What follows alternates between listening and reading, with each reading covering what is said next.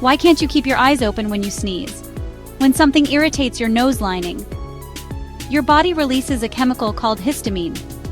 Histamine sends a message to your brain, activating the sneeze center to clear out the irritant. Sneezing is like coughing, but for your nose. And every time you sneeze, your eyes automatically close.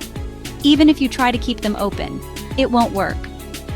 According to allergy expert Dr. David Houston, this reflex protects your eyes from flying particles. So it's not just a weird habit, it's self-defense. That's why sneezing with your eyes open is nearly impossible. Your body's got your back, even during a sneeze. Credits, none provided.